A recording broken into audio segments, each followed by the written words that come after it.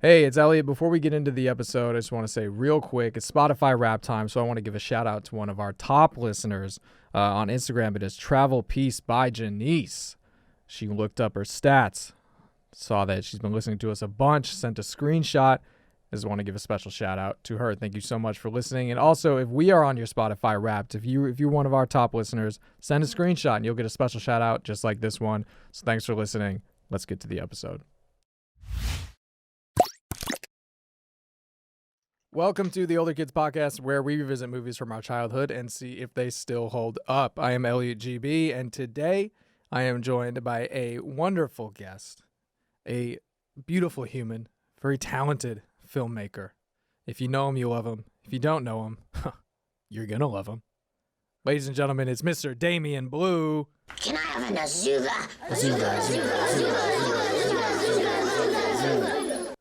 What up, Doc? How's it going? Doing good. How you doing? Good. Thanks for having me on, brother. Of course. Thanks for being on. Thanks for coming on. We go way back. Yeah, preface the audience, please, on our history. We have a history, guys. We have a deep history. We have a rocky history, a lot of drama, a lot of shakeups. Ups and downs, like the market.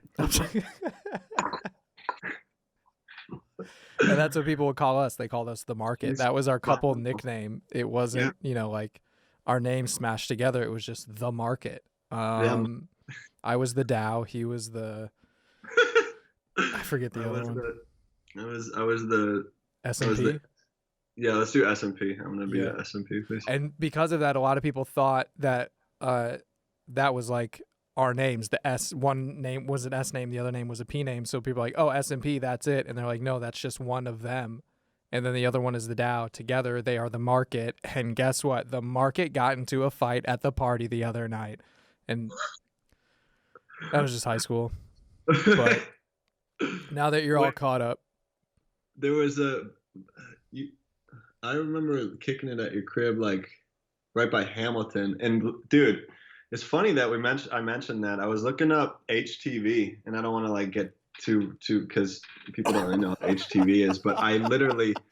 No, bro, I got a lot of viewers out there that were plugged into the HTV, the Hamilton Middle School TV news. Oh yeah, dude! I looked that up to see if it was still popping, and their last it's on YouTube now, and their last upload was September. And I'm gonna tap in. No shit. It's September, and it's just like they're in a school that's burning down. They're like, COVID is hitting hard. It's just not funny anymore. Yeah. It's very serious news. How is Mr. Rittman still doing that? I don't know, dude. I need to, like I said, I gotta tap. You gotta get back in, bro. The voice of the if you're from Madison and you ever heard of a what is it? Car dealership.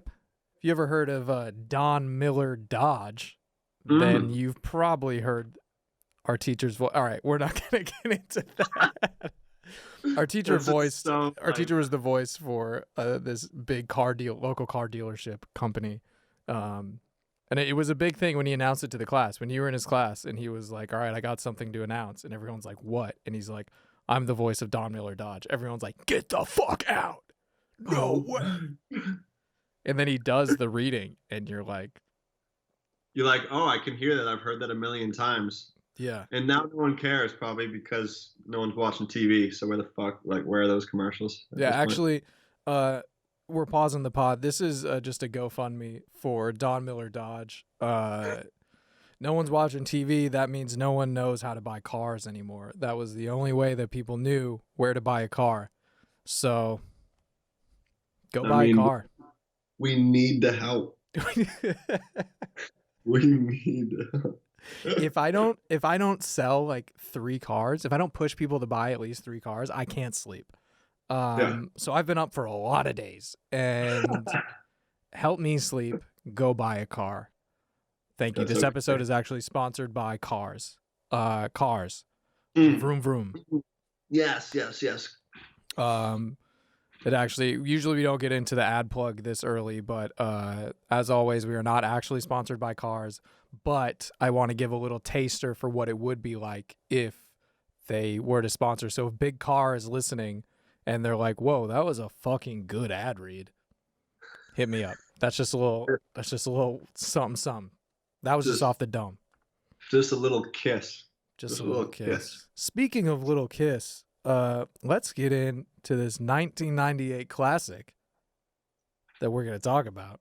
What's the littlest kiss? The Littlest Kiss, a.k.a. Small Soldiers. Globotech Defense System. In a secret lab, the world's most advanced military microprocessor has been created. But the Cold War is over. For Globotech to survive, new markets must be found. Now, all that power has been placed into the brain of a fighting machine unlike any known to man. They made it strong. They made it clever. They made it small. They made a mistake.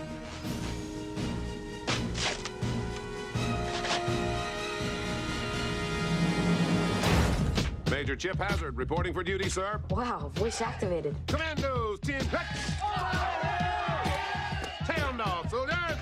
Rick Bazooka, ready to spring into action. Butch Meat Hook, prepared to go to distance. Hit Nitro, demolition.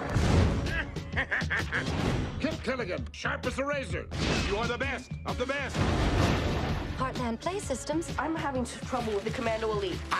It's like they're alive. Let's roll some armor. We got us a war to win. The few. We have met the enemy. He is big. He is fat. Yeah. The proud. He has revealed a weakness. Alan, please, you have to help. Major Chip Hazard wants a war. We'll give him a war. The small. Who you calling small? This summer, Babes at 12 o'clock. join the Commando Elite. Gentlemen, those are reinforcements. Commandos, attack! No mercy! Small soldiers. Command post to Rick Bazooka, report. It's just a flesh wound, sir. You have to be crazy not to be scared. You'd have to be crazy not to be scared. I mean, you gotta be nuts. That's what they like closed us out with. Like, if you're not afraid, seek help. Something's wrong.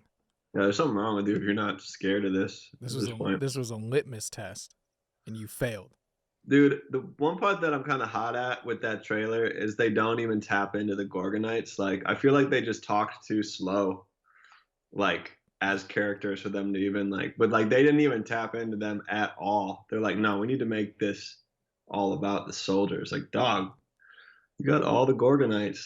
This needs to be, they probably, like, tried to put them in, and every time they were just like, oh my god, they talk so fucking slow. It's not scary. They're like trying to make it scary, and the Gorgonites are like, please, don't hurt us. And they're like, that's not action. To lose. It's like, yeah, well, you're not going to make the trailer, I guess, if that's your slogan. They have all the toys lined up. They're just like, you guys aren't going to make the cut. If you don't get scarier, you're fucking out. Yeah, we're closing the trailer with, there's something wrong with if you're not scared. So I don't know if we can add you guys to the trailer because you're not scary at all. And Archer talks way too slow. And then the Gorgonites are so nice. They're just like, that's fair. It's like, we were literally built with like really low self-esteem. We were meant to lose. It's okay. We understand. But then they sail off. Sorry, spoiler, but they do sail. Yeah, bro. Hey, whoa. We might have That's to very cut this. broad, though. What the fuck does that mean? Sailing off? That could also be very figurative. That's true, but I do feel like once you say that, then it instantly, context clue is like, okay, so it's not figurative. They definitely, you're like, well, it could be figurative, and it's like, okay, well, it's not. But so what was your connection to this movie? Why did you watch this as a kid? I remember watching this as a kid, like a few times. When did that came out in '98? Is that Yeah. right? Yeah, I remember. I must have watched it. I don't think I saw it in theaters or anything, but we definitely had this on VHS.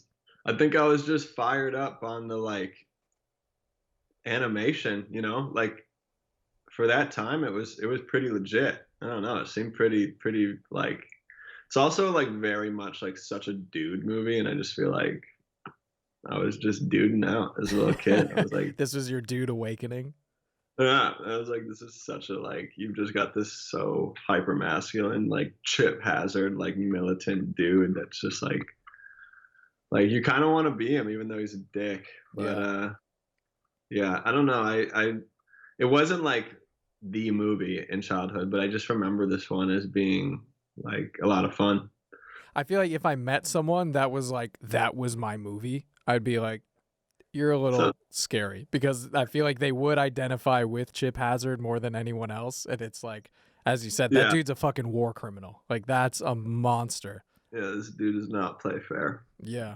But no, I mean, I'm the same way. I remember watching it because it is like, it's that kid's movie that's like not a kid's movie. So when you see it as a kid, you're like, they're going for it. Like, this isn't just like, you know, ooh, we're two toys battling it out. It's like they're really trying. You see them trying to kill each other, and which, I mean, makes sense because it's PG-13. Yeah. Which I feel like I didn't realize that, but also a lot of parents back then didn't realize it because everyone was seeing this movie. And on the surface, I feel like if you just kind of scan it as a parent, you're like, yeah, this is like Toy Story. That is what it is. But then if you sit down and watch it, you're like, oh, this is pretty fucked up. Which is because they originally tried to make it like a more of a teen movie. So that's why it has all the action elements and shit. But then once like sponsors came in, they were like, you got to tone this down, specifically Burger King, because Burger King sold the toys. So they were these toys will sell a shit ton, but if the movie's so scary so I feel like they made the trailer before they toned it down. So they're like, this movie's scary as shit. And then Burger King was like, nah, make it soft. And they're like, okay. So yeah, that's why it has that that intense war. Oh yeah, I'm sure that was like, but now, like, dude, the fact that was PG-13, and like now, I need to like look up some examples, but like shit that's PG-13 now, I'm like, that is R. Like, how can it be PG-13? You have a 13-year-old watching that? That's fucked. Like, so just like the fact that they put PG-13 on this is funny because, like, dude, there's movies now that are like, like gnarly and like they're PG-13. I just feel like the exposure like is totally changed for ratings. Like, this is kind of like the flip, because you see like everyone talks about like 80s PG movies that were like insane, and then you look back and you're like, that was fucking PG, and like someone's head got cut off and you just saw a bunch of titties running around all the time. Like, what? And then this was like the direct opposite, where you're like, yeah, I mean, there's some stuff, but it's all with action figures. I mean, he does get cut in the hand, though. That's pretty intense. They stab. Okay, a lot of stabbing. I always remembered that as a kid, and I was like, yo, that would hurt so bad. Yeah, when he comes at him with the Dremel tool. And that dude comes at him, when Hazard comes at him with the little dagger, I'm like, dog, that would suck. And I'm the type of dude where whenever I see someone get hurt, I hold that, I gotta hold that piece on me. I'm like, oh man. You got to make sure you still got it. Make sure that wasn't you in the movie. It's just that visceral. Yeah. I mean, we can get into highs and lows, because that was kind of one of my highs, was that as a kid, I remembered it being like, this is an intense kids movie. And rewatching it now, I'm like, oh, that's why, because they had to scale it back. But I'm almost glad they did, because it was, I don't know if it was PG-13, but it is like memorable. Even watching it now, it's like the movie you kind of always wanted to see as a kid, how they would always stop like just short of like all that violence and shit. This one, they're like, we're gonna let you have it. And you know what, if this was like a movie now, it would be this, like, I would hope that they would like build it out to some franchise where you have an entire new movie based on Insaniac, because that was my favorite Gorgonite. That fool is just like nuts. Oh, the blue guy. Hey, meet my wife, the old ball and chain. Hey, I love working it around. I'm not gonna stand. Oh, look at that. You don't like stand up, huh, GI? Then sit down. Thank you and good night, ladies and gentlemen. I'm like, how are Gorgonites programmed to lose? But this fool has like literally a spike ball and chain, and he's just like on like an upper all the time. I'm like, dude, y'all are gonna win. You got this dude. Like, you're good. He's probably that one toy that like kind of sees through the Matrix a little bit and is like, wait, we should be like, guys, we can win. Like, we don't have to lose. We can win. And they're all like, we're trying. And he's like, no, you're not. Like, I have a fucking spike ball and all of the energy. There's that one dude with the giant rock fist, which I think his name is Rock Fist. Yes. And it's like, then Archer has a bow, and it's like, dude, we could easily win this. Oh, Slam Fist. Slam Fist. Yeah. But dude, it's like, yeah, y'all got the firepower. It's like, I think the only person that's kind of holding you down is Archer. I'm not even gonna lie. Like, you had to change. He's the main dude, and he was the one who was kind of like submissive. I'm like, all right, you're gonna be like that. But no, Slam Fist was definitely the most submissive. I don't know who does his voice. I didn't check, but it was Christopher. Maybe he did a few voices on here. Played by Christopher Guest. I don't know who that is. Oh, that was Christopher Guest? Yeah, dude. So here's another crazy thing. I had the cast of this as another high because the dudes who did the voices for the Commandos were the people from The Dirty Dozen. They did the voice of the Commandos, but then also doing the voice of the Gorgonites. It's the Gorgonites. Was people from Spinal Tap. So funny. We got Frank Langella for Archer. But yeah, so those two groups, it's like iconic cast. But then also just the rest of the cast. I mean, you had Kirsten Dunst. Oh, yeah. About to go on to great things, specifically Bring It On, which we also covered on the podcast. Check that one out. Great guest, Chino LaForge. But then you have the kid. Oh, I'm fucking blanking on every single name right now. Yeah, we got Alan Abernathy. George. He had a shorter career. George Smith. Gregory Smith. Yeah, but he played Sport in Harriet the Spy. Another great movie. Also did that on the podcast. Check that one out. And then like great comic characters. There was Sherry O'Terry from SNL. There was Jay Moore, David Cross, who had one of my favorite lines in the whole movie. You put munitions, chips, and toys? If there was a game show, they're like, guess what happens in this movie based off of one line of dialogue, and they played that. They just played. You put munitions, chips, and toys? You could be like, the toys kill everybody. And they'd be like, yeah, that's exactly what happens. David Cross, but then also Dennis Leary. And then, of course, the GOAT, the SNL GOAT, as you said earlier, Phil Hartman. This was his last movie before he was tragically murdered by his wife, which isn't funny. It's just insane. I just learned this too, like, which I'm gonna be honest with you. I did not know that. I was like, holy shit. So you didn't like his character? So he's great. It just comes down to the writing, personally. Like, the writing's fun, but like, all these characters are so submissive. It's the type of, a good movie should make you want to do this, but I still get frustrated regardless. But like, you want the characters to just stomp these fools out. Like, yeah, dude, it's a fucking toy. Yeah. Like, what's wrong? His character, Phil Hartman's character, Phil Fimple, that's his name. When all of the toys like kind of break out of the truck, the company truck, and they're like assembling on his front yard, he comes out and he's like trying to talk them down. Yeah. And it's not working. And he like is just, I'm like, dog, you could have just started stomping them out. Well, you've heard our proposal. Get in here, hurry! These negotiations are over! And as a kid, I'm like, dude, you need to just. it's not that serious. Like, you need to just you need to just handle your business real quick. That's your mom. They're on your property right now, bro. You're just gonna take that? I feel it. I mean, here's how I viewed his character. Okay, I viewed kind of. Do you remember the Goofy movie at all? What is it? The Goofy movie? No. I'm tripping. I'll put that in the tab. All right.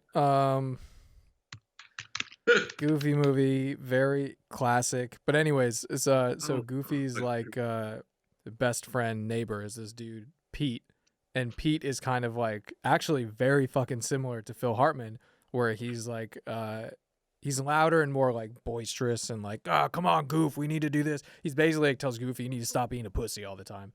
But he also like is all about the newest technology and shit, which Phil Hartman is, and is like, I got this new satellite, I got the new TV, I got all of this. But then kind of when shit hits the fan, he kind of like is weak a little bit and like scared, which like Phil Hartman was when he's talking this and that and blah blah blah. I don't care. And then when they're all when the toys are on the lawn, that sounds like when shit hit the fan. You're big and bad, but when the toys are on the lawn, you coming out with the flag. You coming out with the white flag. Yes, dude. Oh, he did come out with the flag, literally. Yeah, he tried to surrender. But I did like the character. I especially liked, and it's okay, so I might be a little biased because there's that part where he is watching the TV with his wife before they get drugged. See, that's the thing. You're talking about like, oh, why don't you just like go at all these, because these toys are fucking smart. Like these toys drug them. They not only do they drug them, they perfectly do the math to figure out how to launch these pills off of a mousetrap. Not hundreds of feet, but at their stature, thousands of feet away. Perfect swish in these gin and tonics. And like then they're out. And they're out. They do the calculations correctly, know exactly how much to put in there they're monsters. But so when they're sitting down to watch the TV and they're watching the World War II thing, and he's like, I think World War II was my favorite war. I lost it because I have this I don't know why, when I smoke weed at night to like go to sleep, all I want to do is watch World War II stuff. I turn into an old man real quick, and I'm like, let me learn about the war. And obviously I know what happens. I know how it goes, but like I'll stay till the end of these documentaries because I'm like, I want to see what happens. And it doesn't make sense. I like that. Okay. I see where you're going. So when he said that, instantly I was like, this is my favorite character, because you and me, buddy, we both get it. I think World War II is my favorite war too. I'll say it. I'll say it. Okay. I'll say it. I'm not going to tell you which side I'm for, but I'll say it. But no, I can see it. I mean, that is kind of the frustration though throughout the whole movie, is you're like, these are fucking toys. Like, why are you not supposed to? What kind of movie would it be if they were just like, oh yeah, let me just take this lawnmower or whatever? It's like, no, you gotta do, that's your last resort. Yeah, it's like a 20-minute movie. It's just like, oh yeah, it's a fucking toy, dude. Just squash it. I'm like, oh yeah, and they just squash it. And they're like, all right, that's it. Awesome. Well, what do you want to do now? Should we just go back to this failing toy store and just try to like hustle some other stuff? Was it failing though? Because the dad was traveling. Like, yeah, I assumed for work. I don't know. It was like it wasn't failing, but it seemed like his son was not having a good time pushing like these toys. And I don't know. When he pulled up, that kid was like, I wanted to go to Toy World. Life is full of disappointments. Go look around. Oh, so you think it was like they used to have all the best toys, and then I felt like Dad's kind of he's kind of a traditionalist. He's like a purist for the even in his parenting. He's like a purist with toys. So he's like, "What about marbles?" And they're like, "No one fucking does that anymore." Yeah. I mean, I could see that, because what if the dad has his toy store, then Alan would kind of be like the guinea pig, So it's like, well, let's see if but then as he grows up, he stops playing with toys. Now the dad is like, I don't fucking know what the kids like anymore. Sure. So then he kind of, that's why he has that big boat that he's so like protective of, because he's like, kids like boats, and it's like, no. But this was, I think, actually watching this, I don't specifically remember seeing this toy store, and then that was kind of like the switch. But I do remember as a kid wanting like that type of toy store. You remember like seeing shit in movies where it's like a toy store or a candy, like Willy Wonka, how they had like that candy store that all the kids would like hang out at? Yeah. I remember like Oh, yeah. always like wanting one of those. I remember fucking looking for them in Madison and being like, there has to be like a cool toy store that's like, you know, got like a zany character that runs it and like it's fun, but it's like, no, everyone goes to Toys R Us. Everyone goes to fucking Target. Man, you must have not hit Utopia. You remember that? Monroe Street?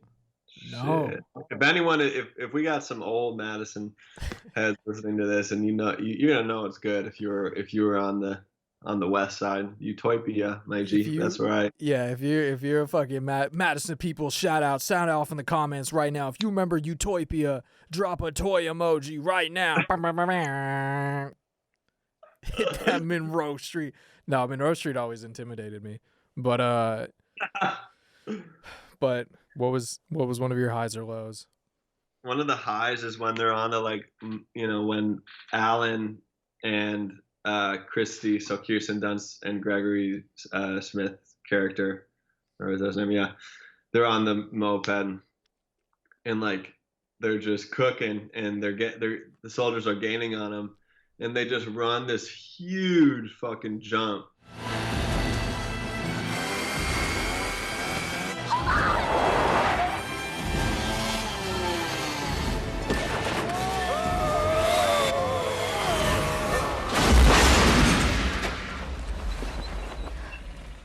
It's such a moment. It's a good jump. Oh shit! Is there a fire? Yeah, there was the fire. That's actually right where I left off watching it today. Oh, perfect. Yeah, so right, that jump right there, like might have been a high point for me. Yeah, when they're getting chased by that. See, that's the thing. It's like the dude has the chainsaw. Like, yeah, it's not even. It's like a mobile. It's like a chainsaw, and then Chip shoots a rocket that downs a tree that's on fire. Oh my gosh, yeah. So actually, that whole chase is pretty cool because it reminded me of Bionicles, which like, shout out Bionicles. I fucking love Bionicles. Shout out, yeah. They like mount up. Interlock. Right side lock, left side lock. Ramming speed. What like that like little gadget that like these toys made is like legit. It reminds me of like a gas powered like RC car. I'm like, damn. It was like erector sets. Have you ever seen those where it was like the metal like actual like beams and like it looked very mechanical. Like they didn't jazz it up for kids at all. They were like, this is what it's like to be an engineer, and you're like, this is gonna be fun. But yeah, that's what it looked. So that's the thing. It's like these toys were really fucking going, and they were like AI. So it's like they're getting smarter as they go. So it's like it's kind of like what is it, like those monsters where you cut their head off and then like 2 grows back? It's like if you don't squish them and like stomp them out in the beginning, they're just gonna learn more and learn your weaknesses, and then just go that much harder. That's pretty much what it was. It's fucking scary. But it also kind of didn't work because they got him with the tape recorder trick that they originally used on Archer. You know, where it sounds like all the other ones, and they're just like waiting in the closet, like, gotcha, bitch. That's what they ended up using on the Commandos in the front yard in that box. Oh, I hope he comes. We're no match for the awesome Commandos. Yeah, everything else is just a toy.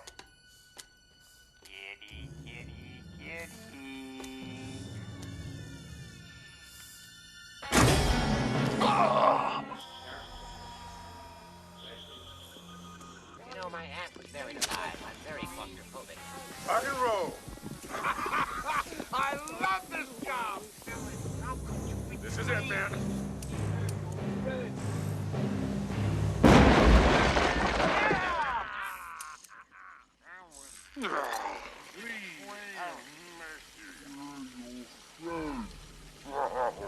Yo, yeah, that's right. So it's like they learn everything else except they cut a hole and then they don't look in, I guess, to be like, let's just double check that they're in here. They just cut the hole and they're like, shove the dynamite in there. We're fucking good. Yeah, we should be good. Yeah. That was I forget. Yeah, these guys literally make explosives. I'm like, so y'all found all this in the garage? Like, damn.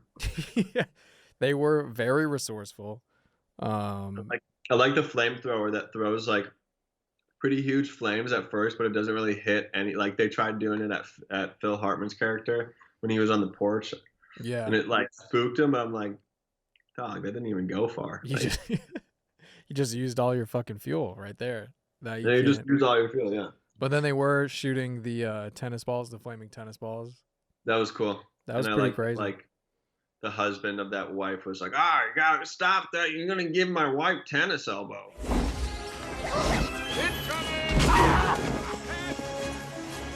gotta find a way to stop these guys before my wife gets tennis elbow. Hey.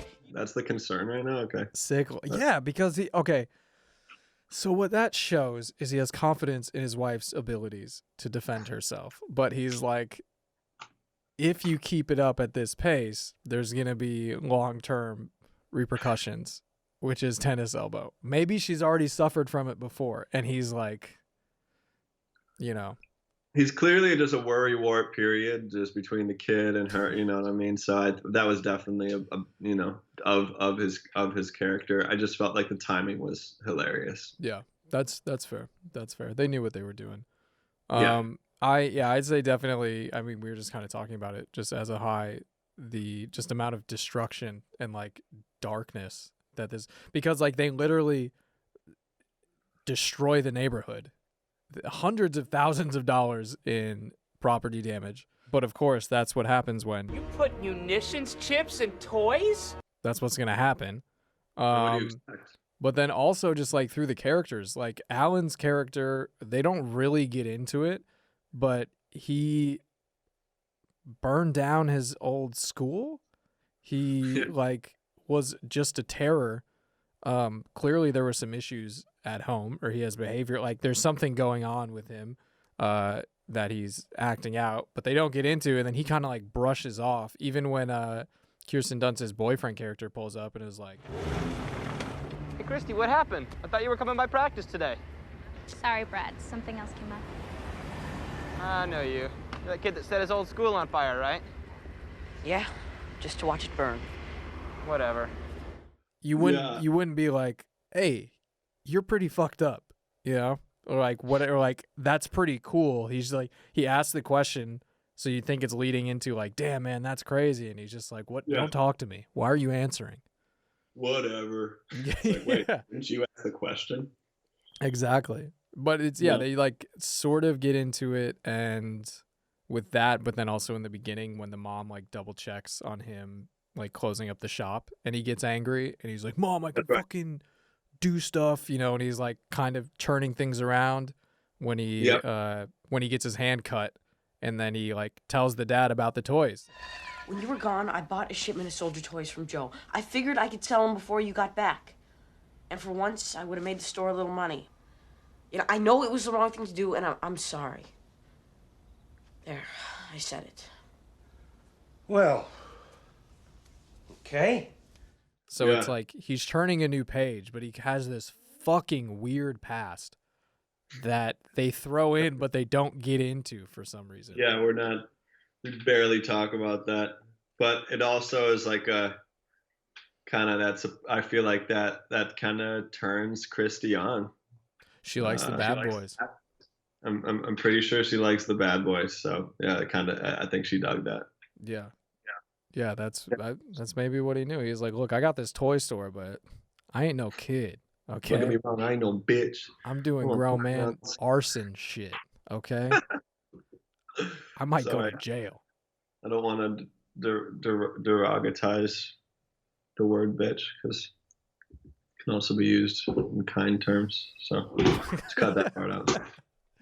And I think most people know it actually in the kind way. So I think when you say it, no one even, that doesn't even cross people's minds. Yeah. It's actually more complimentary. Yeah, exactly. But no, he definitely gave me, at the very beginning, whenever it would come up, like Christian Slater from Heathers. Wait, what? Have you seen that movie, Heathers? No. Oh, bro, you gotta fucking watch that. But Christian Slater is like the new kid at school who's like super dark and insane. Have you seen it, Joey? Oh my God. Listener, sound off in the comments if you've seen the movie Heathers and remember Christian Slater's character. Drop a banana emoji. There's just another podcast in here that one of the dudes kept saying that. If you want me back, put this emoji in the comments. Oh my gosh, yes. So drop a banana emoji if you've ever seen the movie Heathers. But no, Christian Slater's character is like super insane kid who like had to leave school because he like killed someone or some shit. So like that was the vibe I was getting where I was like, ooh, this is intense. But then they're just like, no, now Alan's a good kid now and he's trying to do well. And maybe I wonder, they could have like played with that where he is kind of like, fuck the Gorgonites. I want to go raise hell with these guys, you know? Yeah, you almost could have slipped into the dark side. Yeah, we got like an Anakin situation. I don't really watch Star Wars, so I don't know if that fits, but no. It's a little bit. I think it is. No, that's definitely a movie, dude. You definitely succeeded at making a reference. Star Wars, and I think that yeah, pretty close. It's a good show. Oh, yeah. What? Fuck. Great. I thought another high was that I actually got a laugh out of, like coming back to, was and I feel like it makes more sense as an adult versus a kid watching it, but when Gil Mars, like the Globotech CEO, lands in his airplane and everyone's like, hey, you caused a lot of damage, and he's just got his like attorney or whoever just cutting checks, and they're like, you got to, oh, okay, that's fine. How you doing, Joe? I'd like to do me a big favor. Anything, sir. Why don't you move your truck with the giant Globotech logo on it before the damn news crews get here? I don't know, Mr. Mars, and I have some trouble handling the gears. What with the critical head injury and emotional distress I've suffered lately? Whoa! Thank you. Yes, sir, right away. Excuse me. You're not off the hook yet. There's just a little matter of the massive damage to my home and my garage and my audio-visual component system. And this is good, thanks. Bye. Excuse me, Mr. Whoever the hell you are. What about our house? Yeah, and what about the pain and the anguish and the humiliation? The humiliation. I don't think even you have enough money to pay for that. Okay, maybe you do. So I'm like, this is funny because this is literally how it's done in like debacles like this in the real world. Yeah, and you think because it's a movie, like the pacing of it, you think that because first they go to Phil Hartman's character, and we already know he isn't really loyal to any side besides technology and money. So of course he's like, yeah, that's fucking cool. I'll shut up. Like, I'll fuck off. Then he leaves. And then you're thinking, okay, they're going to get to Alan's parents and they're going to be like, no amount of money is cool for what you did. It's fucked up. You need to take these toys. You're ruining the world. You're hurting our children. But they do the same thing. Yeah. They get the check and they're like, yeah, I love money. Sounds good. Yeah. Love capitalism. You got it. Oh yeah, exactly. Everyone will kind of in some capacity cave. That's just holding a mirror to society. I think so. Yeah, and that was 98. So just think now. It's like, it was 22 years ago. Out of control now. Think about how many checks he's cut in that 22 years. Yeah, imagine. Well, then even after that, then he's like, I know some rebels in South America that would love these toys. What were we charging for these things? $79.95. Tell you what, add a few zeros to the end of that number, get in touch with our military division. I know some rebels in South America who are going to find these toys very entertaining. Okay, why is that not the sequel? Like, we should have jumped into that. Like, let's just go international and just like see what Globotech does after the fact. Yeah, well, we'll save that for the end. I'm gonna write that down. They're actually putting these toys like into battle. I just love to see the outcome there. Yeah, that's clearly another piece that stayed where you're like, all right, this isn't, every kid's movie has like shit for adults that you miss as a kid and you rewatch now where you're like, oh, okay, but this movie you can like really tell that they weren't shooting for kids to understand any of this. It's like it's the checks, yeah, it's the government shit. I would almost say that this movie kind of radicalized our generation to, if I can get fucking deep here for a second, that this movie radicalized us against the government, because they're like, the government's doing crazy stuff, obviously. And then they're like not even remorseful about it. Or I don't even think the corporation was the government. They were like selling, they were contractors like selling to the government. Yeah, which, you know. Which I mean, like for our generation was, we had, so this was 98, and then you have like George Bush and Halliburton and Dick Cheney and all that shit. Oh yeah. Which I didn't even connect until right now. So it was like, we've been seeing this, okay? That's why we are the way we are. Because this has been in front of us our whole lives. Yes. Dennis Leary. But probably true. I mean, there's a connection there, and then the normal, the regular people are always the one to pick up the pieces. Nail right on the head, man. Nail right on the head. And their whole lives were destroyed by these toys. And I put toys in quotes because, come on, these are weapons. Yeah, let's be honest. And their lives are destroyed. And what do they get? Not even a sorry. They don't even get a word. He just has someone else hand them a check. I will never accept that. I would never accept it that in the movie they'd hand you one. You'd be like, I'd accept this. Yeah, for sure. Totally. 100%. I'm better than that. Oh my God. Thank you. I'd say a low, something I noticed. Oh yeah, go. All white people in the movie. No brown people, except for one of the commandos. The sniper was black, but also that's CGI. That's not a person. Yeah, that's not even like a real black person. Yeah, besides, it was probably a white person that did his voice. Which today can't do that. Nope. Let me see actually who did this. I guess we can see.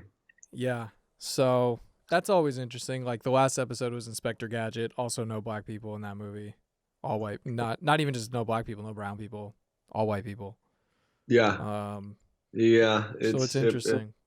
It was not very diverse, and I'm sure there were just very like stereotypical tropes of Butch Meat Hook, which was the name of the black toy. Like what a name. But yeah, I feel like another low, which is just such a norm, but just like the first time we see a woman in the movie, like you already see a dude just gawking. He's just gonna care about profits. I think it sucks. Welcome to Earth, Erwin. You may not be familiar with our customs, but this is pretty much the way things work down here in the real world. Yeah, well, the real world sucks. It does have its perks.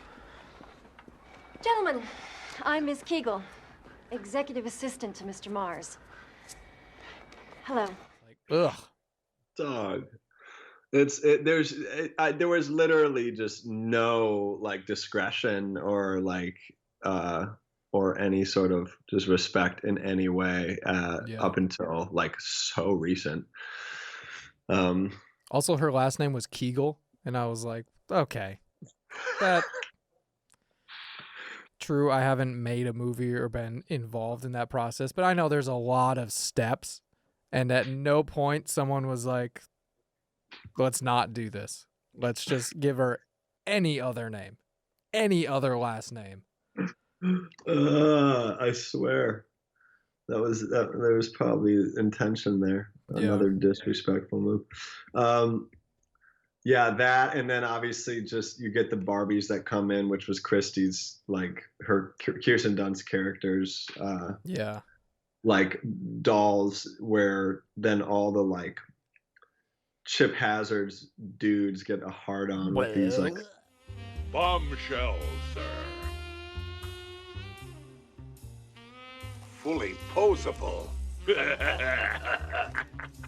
Hello, Dolly. Sweet stuff. Hubba, hubba. R&R, sir? Request a 3-day pass, sir. Denied.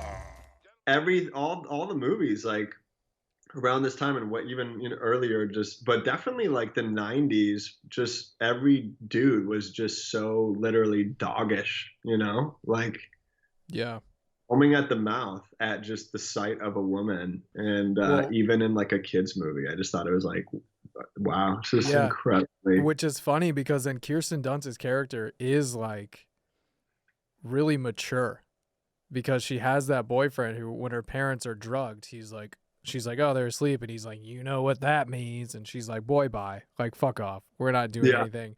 And then he's like in the driveway, like pacing and shit, like, oh, my bike broke down, oh, da da da, like, I gotta get back in. My bike won't start. I got nowhere to go. Can I come in? Oh, no, that's not it.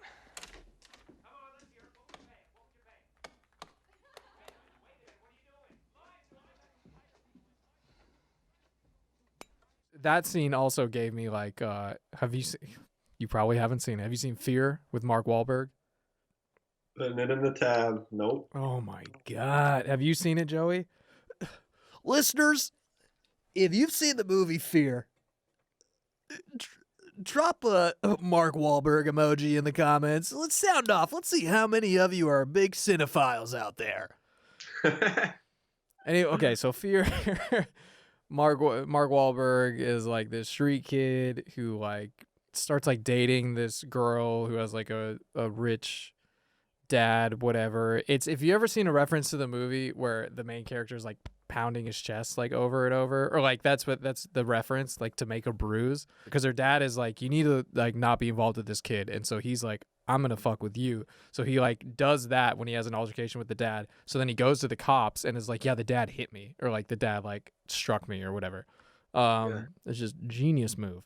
But so at the end of the movie, spoiler alert, they like break into the girl's house to like terrorize the family and like kill them or some shit. Okay. So that scene when she comes home, they're drugged and she's like going through the house, and it's like eerie because she's about to get fucked with, but she's also like kind of scared, and it's like night. I got big Fear vibes from that, and also with the dude outside like planning how to get back in. But I will say, going back to it's funny you say like the 90s movie trope of like women, obviously being sought after. The part where she's in the toy store with him and they're talking about like Led Zeppelin and like shit like that, which, fun fact, Led Zeppelin like never allowed movies to use their music, but for this one they were like, yeah, do it, which is crazy. But so they're talking about like whatever, and she's like, yeah, I like this and that, and then fucking Alan is like, They're my favorite band. You're not like other girls. I know. the quintessential line that usually the girl will say, I'm not like the other girls and shit. That's where he said it, and I was like, what? That's not for you to say. That's for her to say.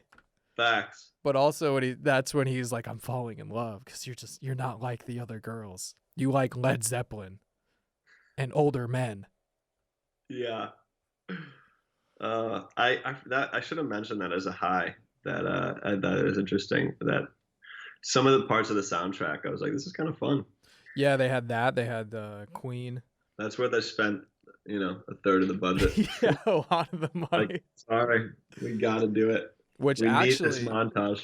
What's crazy is, so they definitely spent a lot of money on that. But then I was reading something that the movie was like for the Gorgonites and what Alan's dad would label techno crap.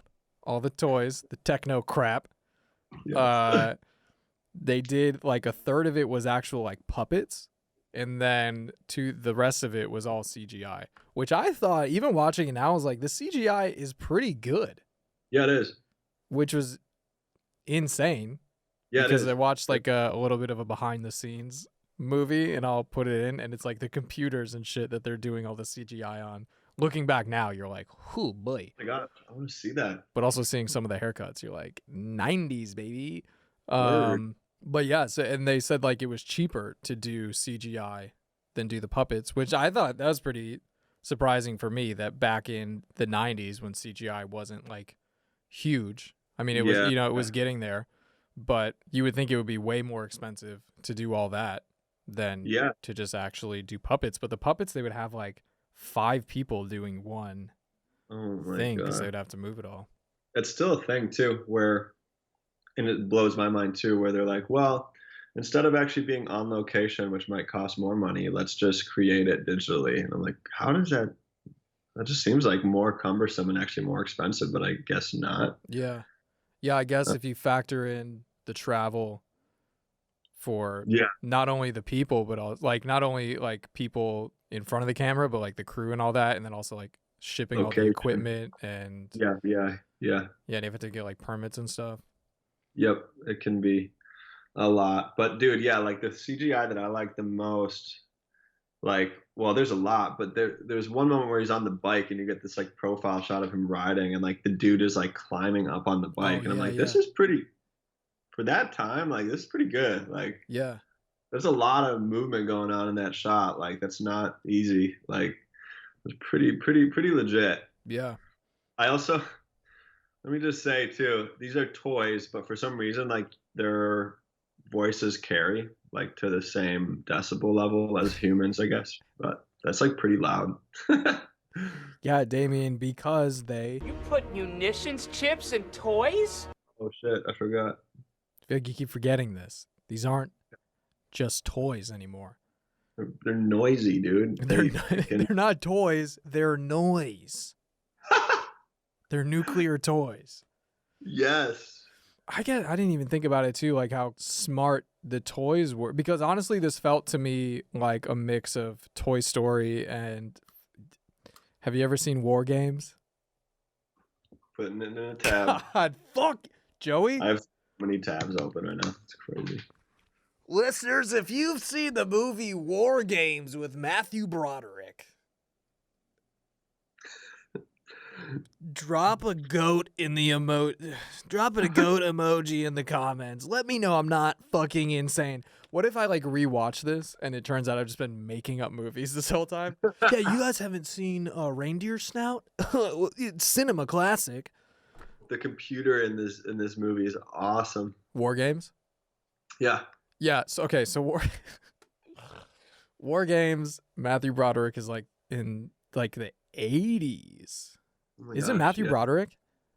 Yeah, it is. Yeah, in like the 80s, I think, is like a computer hacker. So back then, it was literally just like put in a phone number and you just hacked the whole fucking mainframe.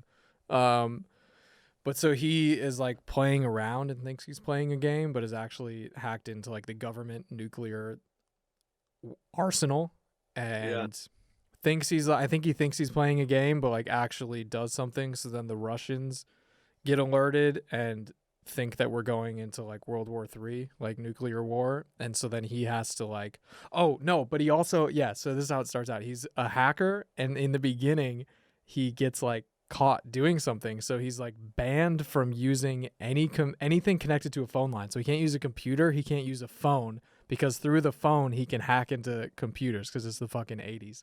So it's like he legally cannot touch a computer for like 10 years. Oh my God. But so then he basically starts World War III and has to like stop it. So this felt like a mix of that and Toy Story. I know you've seen Toy Story. A tab. Just kidding. Oh my God. That'd be this fucking crazy, guy. But so it felt like a mix of Toy Story because basically Alan creates all of this. You know, he's the one who gets these toys. I mean, I guess it would have happened if he didn't buy them anyways, but he sets all of this in motion and then has to like go and stop it. And he also has a troubled past. Right. Forget why I started saying this. All right, well, we're getting to the end anyways. Actually, this has nothing to do with what I just forgot, but I was gonna ask, what weapon would you pick to fight toys? So like in the movie, they use the lawnmower to run them over. They use the racket. They use the tennis racket to shoot shit back. Yeah. I know it's putting you on the spot. I can answer to give you some time if you want. You go first. Yeah. So, doing some thinking, I would go with a weed whacker because. Okay, so we're allowed to just pick something that wasn't actually featured in the film. Oh yeah, no, you don't have to pick in the movie. Cool. But I would go with a weed whacker because that gives you some reach, right? So you can keep kind of a perimeter. If they got in, it would be a little, you'd have to like kind of, but yeah, that's what I go with. It's got some reach. It's fast. So it's just like you could just hack them down. Because when she was doing the lawnmower, it's like they were climbing on and she was kind of, it's easy to take over. But yeah, I feel like a weed whacker would just be, you can just like blaze your path. A weed whacker would be the move. I keep thinking skateboard just because I got them in the house. And like that's just like you can hold it by the truck and just go to town. And just but depends. I was gonna say maybe like the axe can with a lighter, but then that might backfire. And also the reach is not as far. Yeah. I think that a true flamethrower would really do some damage. Yeah. I would be like Borat in the subsequent movie film with the pan when he's trying to kill COVID in the house. That'd be me with a cast iron. I think that might work pretty well. Cast iron with that, you could really fucking ding them. Except those are hard to swing, man. Those things are freaking heavy. It'd be a workout, so it kind of be like a twofer. You're defending your property, your front lawn, and you're also getting a nice little shoulder workout.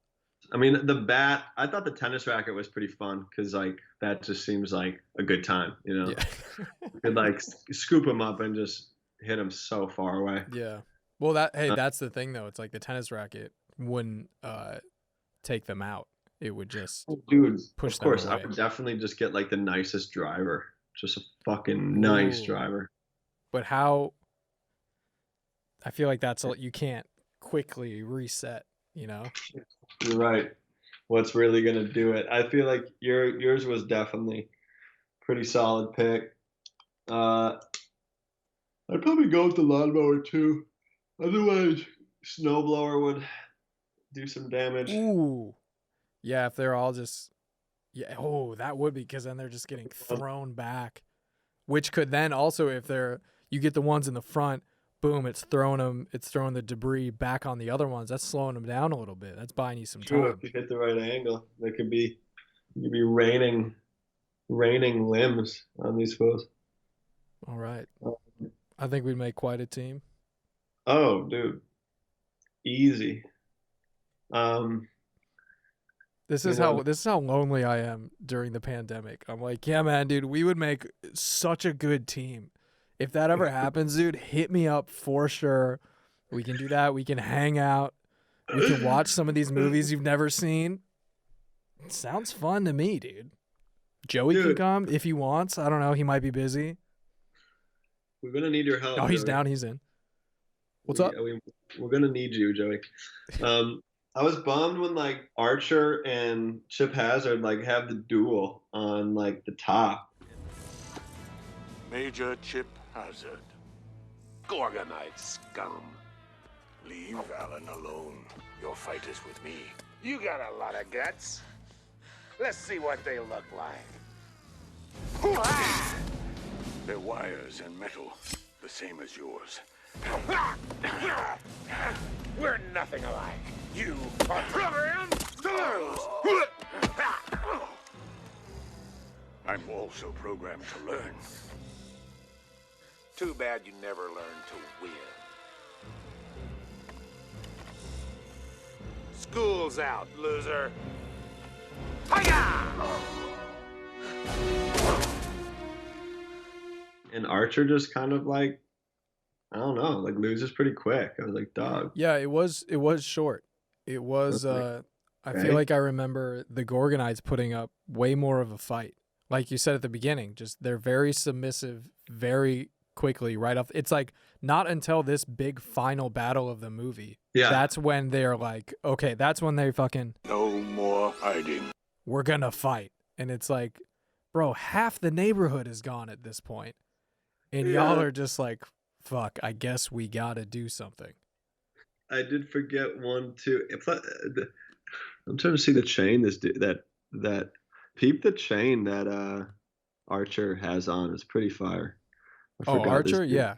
He looks dope. Yeah, he's like one of the dopest looking characters in the movie. And he's just like the artist of the bunch and is like, I just want to see a beautiful landscape. Right. It's He's like, gas bro, when he hits the boat. you gotta defend yourself a little bit. It's like, okay, we're gonna get to the valley, but you need to put in that time. You gotta. It's like prison, bro. You gotta fight your way out of here, dude. All right. Well, we're already going pretty long here, so let's wrap it up. Prequel, sequel, reboot. What do you want to see? Or leave it alone. That's also an option. Leave it alone. Prequel, sequel, reboot. Yeah. Can you go first? Fuck. At first I honestly really liked this movie. I thought it really held up and is a classic. So I was kind of leaning towards just leave it alone. Just don't.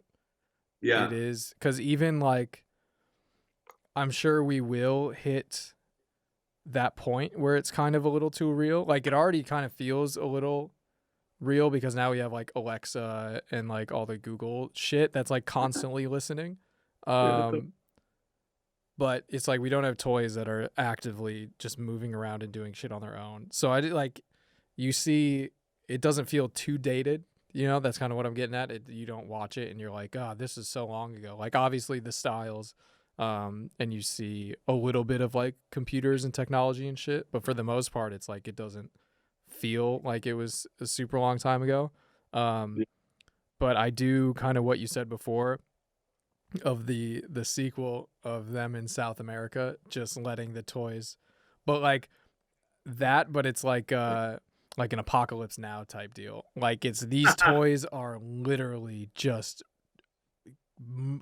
genocide. Like, they're just going village to village, burning shit to the ground, just killing everybody. It's like genuinely a challenge to beat these toys at this point.